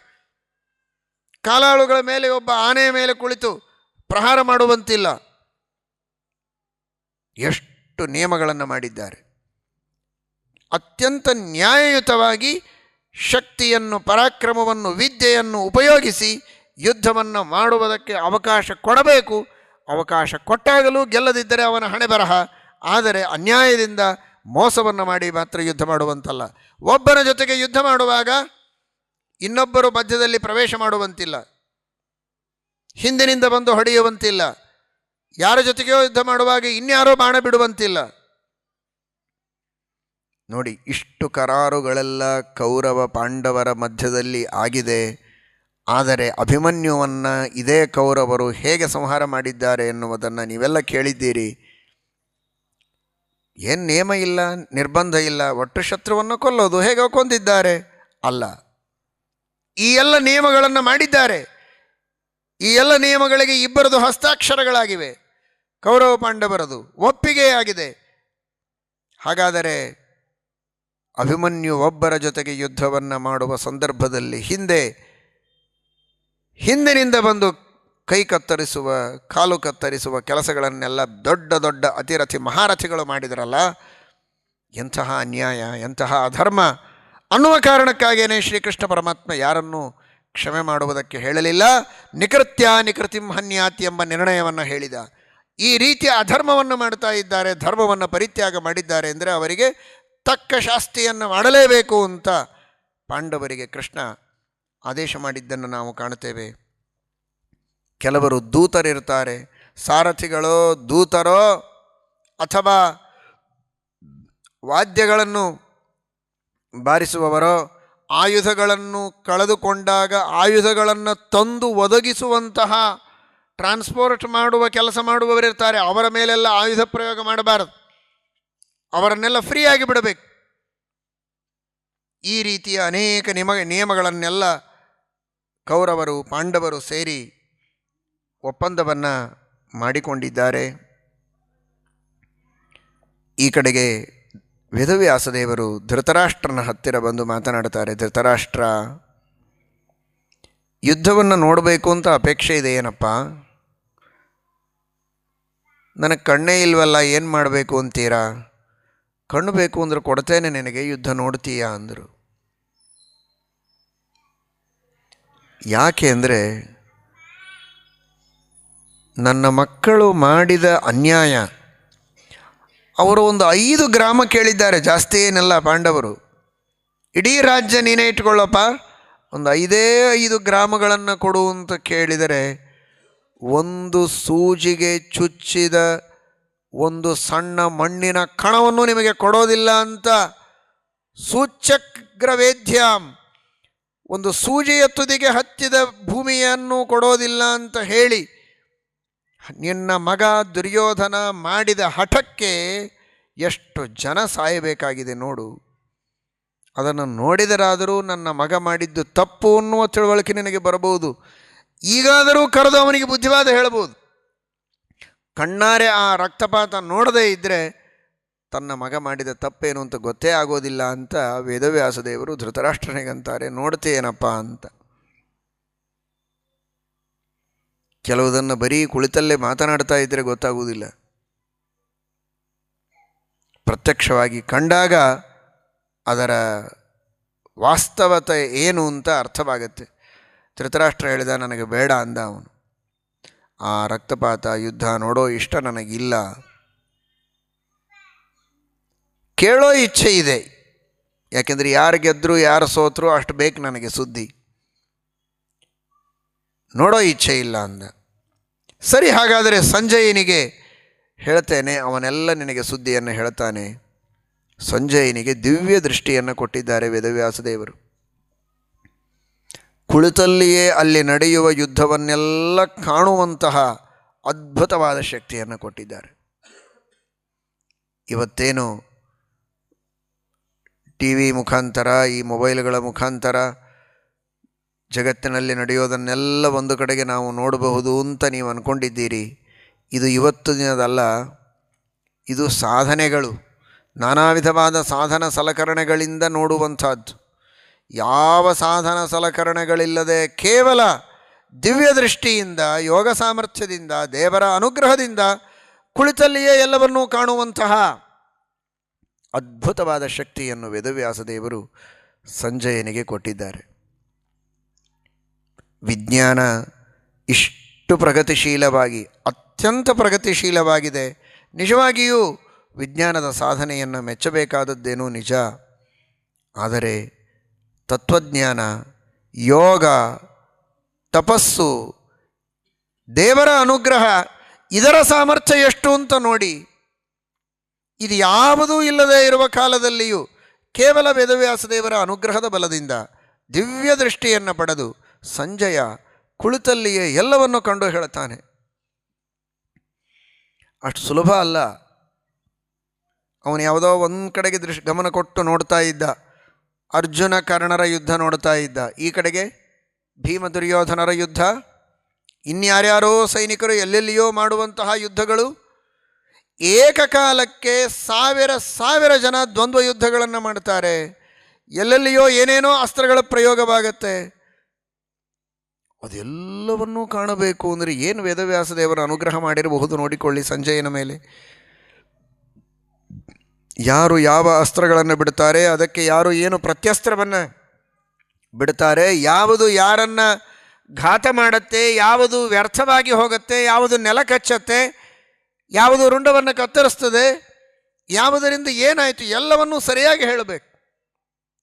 ಯಾಕೆಂದರೆ ಅವನು ಧೃತರಾಷ್ಟ್ರನಿಗೆ ಹೇಳಿದ್ದೇ ಇಲ್ಲಿ ದಾಖಲಾಗೋದು. ಅದು ಇತಿಹಾಸ, ಅದು ಸತ್ಯ. ಮುಂದೆ ಇಡೀ ಜಗತ್ತೇ ಅದನ್ನು ತಿಳಿಯಬೇಕು.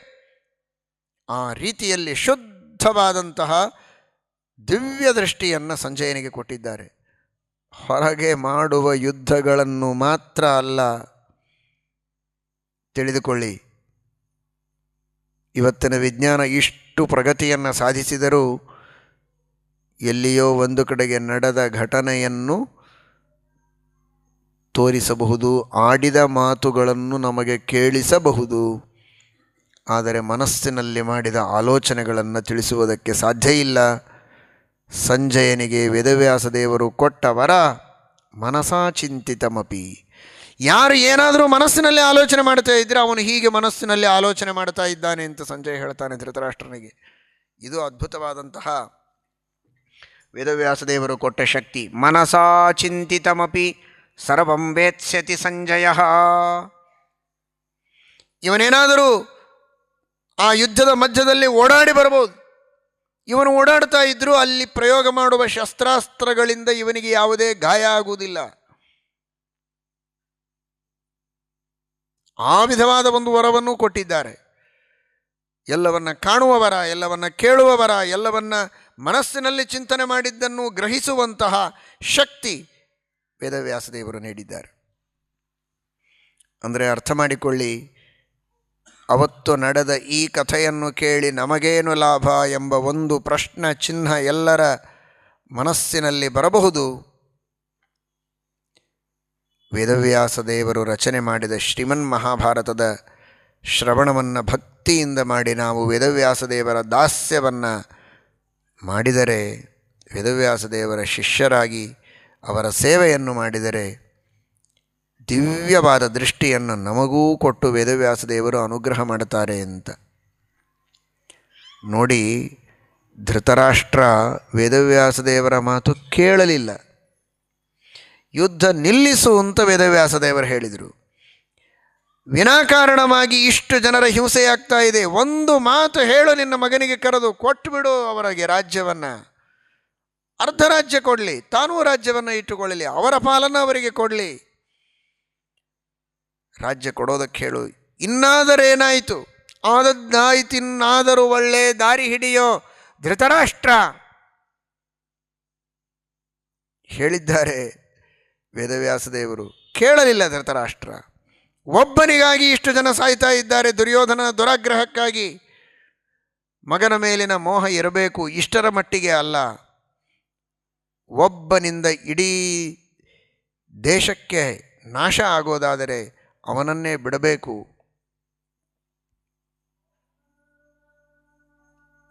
ಕೇಳಲಿಲ್ಲ ಧೃತರಾಷ್ಟ್ರ. ತನ್ನ ಮಾತನ್ನು ಕೇಳದಿದ್ದರೂ ಧೃತರಾಷ್ಟ್ರನಿಗೆ ಬುದ್ಧಿ ಕಲಿಸುವುದಕ್ಕೋಸ್ಕರ ಅಂತ ಸಂಜಯನಿಗೆ ದಿವ್ಯ ದೃಷ್ಟಿಯನ್ನು ಕೊಟ್ಟು ಎಲ್ಲ ಸುದ್ದಿಯೂ ಅವನ ಕಿವಿಗೆ ಮುಟ್ಟುವಂತೆ ವೇದವ್ಯಾಸ ದೇವರು ಮಾಡಿದ್ದಾರೆ ಅಂದರೆ ಆಲೋಚನೆ ಮಾಡಿ.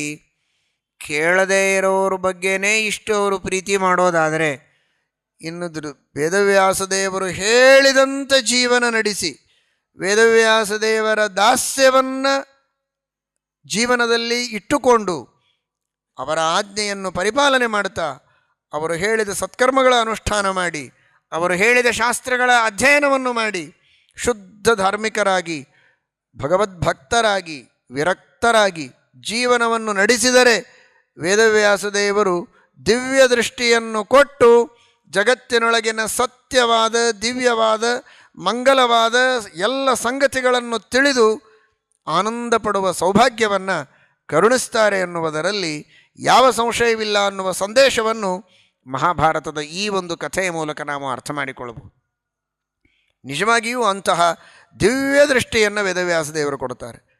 ಋಷಿಗಳು ಮುನಿಗಳು ಯೋಗಿಗಳು ಅಂದರೆ ಇನ್ನೇನು ಮತ್ತು ವೇದವ್ಯಾಸ ದೇವರ ಆದೇಶದಂತೆ ಸ್ವವಿಹಿತವಾದ ಕರ್ಮಗಳ ಅನುಷ್ಠಾನವನ್ನು ಮಾಡ್ತಾ ಧ್ಯಾನವನ್ನು ಮಾಡ್ತಾ ದೇವರ ಸೇವೆಯನ್ನು ಮಾಡಿದ್ದಕ್ಕೆ ಅಂತಹ ದಿವ್ಯ ದೃಷ್ಟಿ. ಕುಳಿತಲ್ಲಿಯೇ ಹಿಂದೆ ನಡೆದದ್ದನ್ನು ಮುಂದೆ ಆಗುವುದನ್ನು ಎಲ್ಲವನ್ನೂ ಹೇಳುವ ಶಕ್ತಿಯನ್ನು ಋಷಿಮುನಿಗಳು ಪಡೆದದ್ದು ಹೇಗೆ? ಸಂಜಯನಿಗೆ ಒಬ್ಬನಿಗೆ ವರ ಕೊಟ್ಟರು ವೇದವ್ಯಾಸ ದೇವರು ಅಂತ ತಿಳಿಯಬೇಡಿ. ಈ ರೀತಿ ವೇದವ್ಯಾಸ ದೇವರ ಭಕ್ತರಾದಂತಹ ಸಾವಿರ ಸಾವಿರ ಲಕ್ಷ ಲಕ್ಷ ಋಷಿಗಳಿಗೆ ಮುನಿಗಳಿಗೆ ಜ್ಞಾನಿಗಳಿಗೆ ವೇದವ್ಯಾಸ ದೇವರು ವರ ಕೊಟ್ಟಿದ್ದಾರೆ, ಅನುಗ್ರಹ ಮಾಡಿದ್ದಾರೆ ಅನ್ನುವುದಕ್ಕೇನೆ ಅವರು ತ್ರಿಕಾಲ ಜ್ಞಾನಿಗಳಾದದ್ದು.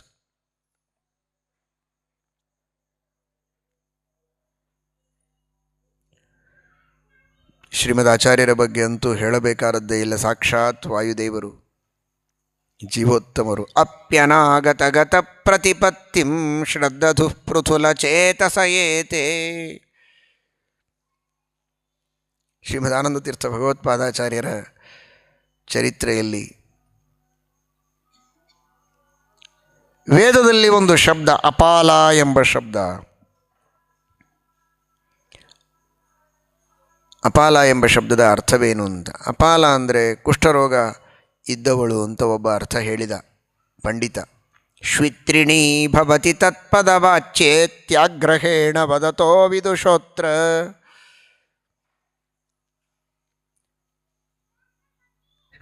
ಶ್ವೇತಕುಷ್ಠ ಇರುವಂತಹ ಹೆಣ್ಣು ಅಂತ ಅರ್ಥ ಅಂತ ಶ್ರೀಮದಾಚಾರ್ಯರಂತಾರೆ. ಅಪಾಲ ಎಂಬ ಶಬ್ದಕ್ಕೆ ಅತಿತರುಣಿ ಎಂಬ ಅರ್ಥ ಸಂಸ್ಕೃತದಲ್ಲಿ ಉಂಟು, ಶ್ವೇತಕುಷ್ಠವುಳ್ಳವಳು ಅಂತ ಅರ್ಥ ಅಲ್ಲ ಅಂತ ಶ್ರೀಮದಾಚಾರ್ಯರು ಹೇಳಿದರು. ಚರ್ಚೆ ಆಯಿತು. ಪ್ರಮಾಣಗಳನ್ನು ಕೊಟ್ಟಿದ್ದಾರೆ ಶ್ರೀಮದಾಚಾರ್ಯರು. ಪ್ರಮಾಣಗಳನ್ನು ಕೊಟ್ಟಾಗಲೂ ವಿದ್ವಾಂಸರು ಒಪ್ಪದಿರುವಾಗ ಕೇರಳದಲ್ಲಿ ಶ್ರೀಮದಾಚಾರ್ಯರು ಹೇಳಿದರು, ಕಶ್ಚಿದೇಶ್ಯತಿ ವಿಪಶ್ಚಿದಿಹೈನಂ ಪೃಚ್ಛತ ಇತ್ಯಗಮದ ಅಥೋಕ್ತವ. ಒಬ್ಬ ಶ್ರೇಷ್ಠರಾದಂತಹ ವಿದ್ವಾಂಸರು, ಇಂತಹ ಲಕ್ಷಣಗಳಿಂದ ಕೂಡಿದವರು ಇನ್ನು ಕೆಲವು ದಿನಗಳಲ್ಲಿ ಇಲ್ಲಿ ಬರುವವರಿದ್ದಾರೆ, ಅವರಿಗೆ ನೀವು ಇದನ್ನು ಕೇಳಿ, ಅವರು ಸರಿಯಾಗಿ ಹೇಳ್ತಾರೆ, ನನ್ನ ಮೇಲೆ ವಿಶ್ವಾಸ ಇಲ್ಲ ಅಂದರೆ ಬಿಡಿ ಅಂತ ಹೇಳಿ ಶ್ರೀಮದಾಚಾರ್ಯರು ಹೊರಡ್ತಾರೆ. ಶ್ರೀಮದಾಚಾರ್ಯರು ಹೇಳಿದ ದಿನ, ಅವರು ಹೇಳಿದ ಮುಹೂರ್ತಕ್ಕೆ ಹೇಳಿದ ಲಕ್ಷಣಗಳಿಂದ ಕೂಡಿದ ಅದೇ ತರಹದ ಒಬ್ಬ ವ್ಯಕ್ತಿ ಬರ್ತಾರೆ. ಅವರಿಗೆ ಇವರು ಪ್ರಶ್ನೆ ಕೇಳುತ್ತಾರೆ. ಅವರು ಸರಿಯಾಗಿ ಶ್ರೀಮದಾಚಾರ್ಯರು ಹೇಳಿದ ಅರ್ಥವನ್ನೇ ಹೇಳುತ್ತಾರೆ. ಪಂಡಿತರಿಗೆ ಅನ್ನಿಸ್ತು, ಇವರ ಪಾಂಡಿತ್ಯ ಮಾತ್ರ ಬಹಳ ದೊಡ್ಡದು ಅಂತ ಇಷ್ಟು ದಿನ ಅಂದುಕೊಂಡಿದ್ವಿ, ಆದರೆ 3 ಕಾಲದಲ್ಲಿ ನಡೆಯುವ ಎಲ್ಲ ಸಂಗತಿಗಳು ಘಟನೆಗಳು ಇವರಿಗೆ ತಿಳಿದಿವೆ ಅನ್ನೋದು ನಮಗೆ ಅರ್ಥವಾಗಿರಲಿಲ್ಲ, ಈಗ ಅರ್ಥವಾಯಿತು ಅಂತ ತಲೆಬಾಗಿ ನಮಸ್ಕರಿಸಿದರು ಅಂತ. ಇದು ವೇದವ್ಯಾಸ ದೇವರ ಅನುಗ್ರಹ. ಸಂಜಯನಂತಹ ಒಬ್ಬ ಸಾಮಾನ್ಯ ವ್ಯಕ್ತಿಯ ಮೇಲೆ ಮಾಡಿದ ಅನುಗ್ರಹ ಜೀವೋತ್ತಮರಾದ ವಾಯುದೇವರ ಮೇಲೆ ವೇದವ್ಯಾಸ ದೇವರು ಮಾಡದೇ ಇರ್ತಾರೆಯೇ? ಅಂತಹ ಶ್ರೀಮದ್ ಆನಂದ ತೀರ್ಥ ಭಗವತ್ಪಾದಾಚಾರ್ಯರು ವೇದವ್ಯಾಸ ದೇವರ ಕೃಪೆಗೆ ಪಾತ್ರರಾಗಿ, ವೇದವ್ಯಾಸದೇ ಯಸ್ತತ್ ಪ್ರಸಾದಾದ ಕೆಲವಂಶ್ಚ ವೇದಾನ್, ವೇದವ್ಯಾಸ ದೇವರ ಕೃಪೆಯಿಂದ ಅನಾದಿ ಕಾಲದಿಂದ ಶುದ್ಧವಾದ ತತ್ವಜ್ಞಾನವನ್ನು ಪಡೆದ ಮಹಾನುಭಾವರು ನಮಗೆ ತತ್ವಗಳನ್ನು ಉಪದೇಶ ಮಾಡ್ತಾರೆ ಅಂದರೆ ಎಷ್ಟು ಆ ತತ್ವಗಳು ಪ್ರಾಮಾಣಿಕವಾದದ್ದು, ಸತ್ಯವಾದದ್ದು, ವೇದವ್ಯಾಸ ದೇವರಿಗೆ ಸಮ್ಮತವಾದದ್ದು ಅನ್ನೋದನ್ನು ನಾವು ಅರ್ಥ ಮಾಡಿಕೊಳ್ಳಬಹುದು. ಈ ದೃಷ್ಟಿಯಲ್ಲಿ ವೇದವ್ಯಾಸ ದೇವರು ಸಂಜಯನಿಗೆ ಕೊಟ್ಟಂತಹ ವರವನ್ನು ನಾವು ಅರ್ಥ ಮಾಡಿಕೊಳ್ಳಬೇಕು. ಕೊನೆಗೊಂದು ಮಾತನ್ನು ಹೇಳಿದರು. ನೋಡು ಧೃತರಾಷ್ಟ್ರ, ನೀನು ನನ್ನ ಮಾತನ್ನು ಕೇಳದೇ ಇರಬಹುದು, ಆದರೆ ನಡೆಯೋದು ಮಾತ್ರ ಇಷ್ಟೇ. ನಚೈವ ಶಕ್ಯಂ ಸಂಯಂತುಂ ಯತೋ ಧರ್ಮಸ್ತತೋ ಜಯಃ. ಸ್ಪಷ್ಟವಾಗಿ ವೇದವ್ಯಾಸ ದೇವರು ಧೃತರಾಷ್ಟ್ರನಿಗೆ ಹೇಳಿದ್ದಾರೆ. ಗಾಂಧಾರಿ ಯಾವ ಮಾತನ್ನು ದುರ್ಯೋಧನನಿಗೆ ಹೇಳ್ತಾ ಇದ್ಲು, ನೀನು ಆಶೀರ್ವಾದ ಮಾಡು ನನಗೆ ಜಯ ಆಗಲಿ ಅಂತ. ತಾಯಿಯ ಆಶೀರ್ವಾದ ಇದ್ದರೆ ನಾನು ಗೆಲ್ತೇನೆ ಅಂತ. ನೋಡಿ, ಎಂಥ ದುಷ್ಟರಿಗೂ ಎಂಥ ಒಳ್ಳೆಯ ವಿಚಾರ ಗೊತ್ತಿರ್ತದೆ ಕೆಲವು ಸಲ. ಅವನ ಕಾಲುಗುರಿನಿಂದ ತಲೆ ಕೂದಲಿನ ತುದಿಯವರೆಗೆ ಅಧರ್ಮ ಅಂದರೆ ಅಧರ್ಮ, ಅನ್ಯಾಯ ಅಂದರೆ ಅನ್ಯಾಯ, ಅಂತಹ ದುಷ್ಟ ಶಿಖಾಮಣಿ ದುರ್ಯೋಧನ. ಆದರೆ ಅವನಿಗೂ ಗೊತ್ತು ಒಂದು ರಹಸ್ಯ, ತಾಯಿಯ ಆಶೀರ್ವಾದದಲ್ಲಿ ಬಹಳ ಶಕ್ತಿ ಇದೆ ಅಂತ.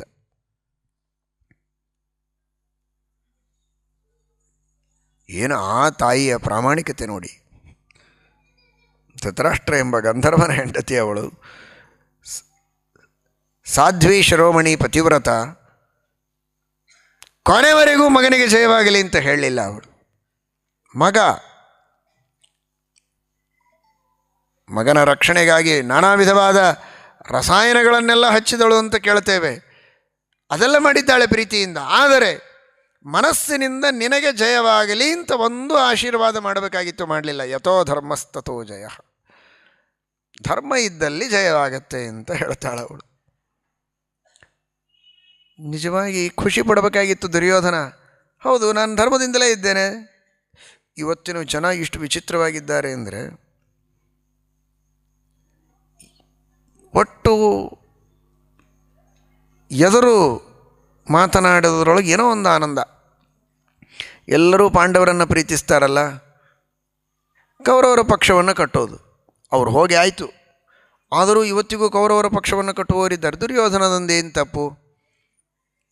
ಅವನು ರಾಜ್ಯ ಆಳಿದರೆ ಏನು ತಪ್ಪಾಗುತ್ತೆ? ಅವನು ಇವರಿಗೂ ತಾನೇ ರಾಜ್ಯನೇ ಬೇಕಾಗಿತ್ತು, ಅವನಿಗೂ ರಾಜ್ಯನೇ ಬೇಕಾಗಿತ್ತು. ರಾಜ್ಯಕ್ಕಾಗಿ ಅವನು ಹೋರಾಟ ಮಾಡಿದ. ಯಾವ ಮಹಾಭಾರತದಿಂದ ದುರ್ಯೋಧನಾದಿಗಳು ಇದ್ದರು ಅಂತ ತಿಳಿದಿದ್ದೀರಿ, ಅದೇ ಮಹಾಭಾರತ ದುರ್ಯೋಧನಾದಿಗಳ ಚಿಂತನೆಯ ಪದ್ಧತಿ ಹೇಗಿತ್ತು, ಅವರ ಸ್ವಾರ್ಥ ಏನಿತ್ತು, ಅವರಲ್ಲಿರುವ ದೋಷಗಳೇನು ಅಂತ ಸ್ಪಷ್ಟವಾಗಿ ಹೇಳುವಾಗ, ಅದನ್ನು ಬಿಟ್ಟು ತಮ್ಮದೇ ಆಲೋಚನೆಗಳಿಂದ ದುರ್ಯೋಧನಾದಿಗಳನ್ನು ಶ್ರೇಷ್ಠವಾದ ರೀತಿಯಲ್ಲಿ ಕಲ್ಪಿಸಿಕೊಂಡು ಅತ್ಯಂತ ಉತ್ತಮವಾದ ಉನ್ನತ ಸ್ಥಾನದಲ್ಲಿ ಅವರನ್ನು ಕಂಡು ಏನು ಆನಂದ ಪಡ್ತಾರೋ ಅದರಲ್ಲಿ ಗೊತ್ತಿಲ್ಲ. ಬಿಟ್ಬಿಡಿ, ವೇದವ್ಯಾಸದೇವರು ಬೇಡ, ಕೃಷ್ಣ ಬೇಡ, ಪಾಂಡವರು ಬೇಡ, ಯಾರೂ ಬೇಡ. ದುರ್ಯೋಧನನೇ ದುರ್ಯೋಧನನ ಬಗ್ಗೆ ಏನು ಅಂತ ತಿಳ್ಕೊಂಡಿದ್ದ ಅಂತ ತಿಳ್ಕೊಂಡ್ಬಿಟ್ರೆ ಸಾಕು. ಯಾಕೆ ಅಂದರೆ ದುರ್ಯೋಧನ ಪರಮ ಧಾರ್ಮಿಕ, ಅವನು ನ್ಯಾಯವಂತ, ಧರ್ಮವಂತ, ನೀತಿವಂತ ಅಂತ ಪ್ರತಿಪಾದನೆ ಮಾಡೋ ಜನ ಇವತ್ತು ಅನೇಕ ಜನ ಇದ್ದಾರೆ, ಪುಸ್ತಕ ಬರೆದವರು. ಅಷ್ಟು ವಿಶ್ವಾಸ ದುರ್ಯೋಧನನಿಗೆ ತನ್ನ ಬಗ್ಗೆ ಇದ್ದುಬಿಟ್ಟಿದ್ರೆ, ಯಥೋ ಧರ್ಮಸ್ತತೋ ಜಯ ಅಂತ ಹೇಳಿದರೆ ಖುಷಿಯಿಂದ ಹೋಗಬೇಕಾಗಿತ್ತು ಅವನು. ಹೌದು, ನನ್ನ ಪಕ್ಷದಲ್ಲಿ ಧರ್ಮ ಇದೆ, ನನ್ನ ಪಕ್ಷದಲ್ಲಿ ಧರ್ಮ ಇದೆ. ತಾಯಿ ಹೇಳಿದ್ದಾಳೆ ಧರ್ಮ ಇದ್ದಲ್ಲಿ ಜಯ ಅಂತ, ಹಾಗಾದರೆ ನಾನೇ ಧರ್ಮವಂತ, ನನಗೆ ಜಯ ಅಂತ ಅವನು ಸಂತೋಷದಿಂದ ಹೋಗಬೇಕಾಗಿತ್ತಲ್ಲ.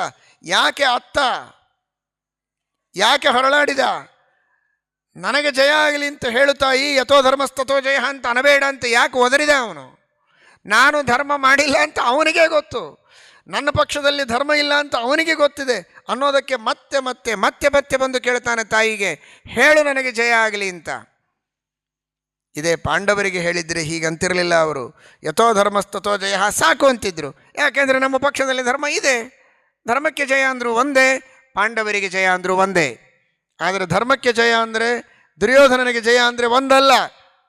ಇದು ಗೊತ್ತು ದುರ್ಯೋಧನನಿಗೆ. ದುರ್ಯೋಧನನೇ ನಾನು ಧಾರ್ಮಿಕ ಅಲ್ಲ ಅಂತ ಒಪ್ಪಿಕೊಂಡಿದ್ದಾನೆ. ಹೀಗಿರುವಾಗ ಅದೇನು ಅವನ ಮೇಲೆ ಪ್ರೀತಿ ಮಾಡ್ತಾರೋ ಕೆಲವರು ವಿಚಿತ್ರ. ವೇದವ್ಯಾಸದೇವರು ಆ ಮಾತಿಗೆ ತಮ್ಮ ಮುದ್ರಿಕೆಯನ್ನು ಒತ್ತುತ್ತಾ ಇದ್ದಾರೆ. ಯಥೋ ಧರ್ಮಸ್ತತೋ ಜಯ. ಧೃತರಾಷ್ಟ್ರ, ಇದನ್ನು ಮಾತ್ರ ನೀನು ಮರೆಯುವಂತಿಲ್ಲ.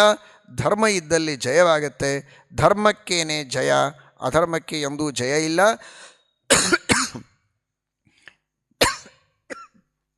ನಿನ್ನ ಮಕ್ಕಳಿಗೆ ಬುದ್ಧಿವಾದ ಹೇಳಿದರೆ ಅವರಿಗೆ ಉಳಿತಾಯ ಇದೆ, ಒಳಿತಿದೆ, ಶ್ರೇಯಸ್ಸಿದೆ.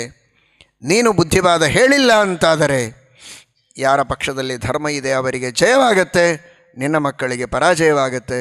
ಅದನ್ನು ಅನುಭವಿಸಬೇಕಾಗತ್ತೆ. ಎಚ್ಚರಿಕೆಯಿಂದ ಇರು ಅಂತನ್ನುವ ಮಾತನ್ನು ದಿಷ್ಟಮೇತನ್ನ ರವ್ಯಾಘ್ರ ನಾಭಿಶೋಚಿತು ಮರ್ಹಸಿ, ಮುಂದೆ ದುಃಖ ಪಡಬೇಡ, ಈಗಲೇ ಆಲೋಚನೆಯನ್ನು ಮಾಡು ಅಂತ ಯುಧಿಷ್ಠಿರನಿಗೆ ಜಯ, ದುರ್ಯೋಧನನಿಗೆ ಪರಾಜಯ ಅಂತನ್ನುವ ಸೂಚನೆಯನ್ನು ಸ್ಪಷ್ಟವಾದ ಶಬ್ದಗಳಿಂದ ಹೇಳಿಲ್ಲ ವೇದವ್ಯಾಸದೇವರು, ಆದರೆ ಆ ಸೂಚನೆಯನ್ನು ಧೃತರಾಷ್ಟ್ರನಿಗೆ ನೀಡಿದ್ದಾರೆ. ನಾವೆಲ್ಲ ಈ ಸಂದೇಶವನ್ನು ಚೆನ್ನಾಗಿ ತಿಳಿಯಬೇಕು. ಜೀವನದಲ್ಲಿ ಧರ್ಮವನ್ನು ಅನುಸರಣೆ ಮಾಡಿದರೆ ನಮಗೆ ಜಯ, ಅಧರ್ಮವನ್ನು ಅನುಸರಣೆ ಮಾಡಿದರೆ ಪ್ರಾರಂಭದಲ್ಲಿ ಸುಖ ತೋರುತ್ತೆ, ಮೊದಲು ತೋರುತ್ತಿದೆ ಮಧುರ ವಿಷಯ ಸುಖ, ಕಡೆಯಲ್ಲಿ ದುಃಖ ಅನೇಕ ನೋಡು ಅಂತ ಹರಿದಾಸರು ಹೇಳಿದಂತೆ, ಪ್ರಾರಂಭದಲ್ಲಿ ನಮಗೆ ಸುಖವಾದಂತೆ ತೋರಿದರು, ಅಧರ್ಮದಿಂದ ಕೊನೆಗೆ ದುಃಖವೇ ಇದೆ, ಧರ್ಮದಿಂದ ಮಾತ್ರ ಸುಖ ಜಯ ಎಂಬ ಸಂದೇಶವನ್ನು ವೇದವ್ಯಾಸದೇವರು ನೀಡಿದ್ದಾರೆ. ಶ್ರೀಕೃಷ್ಣಾರ್ಪಣಮಸ್ತು.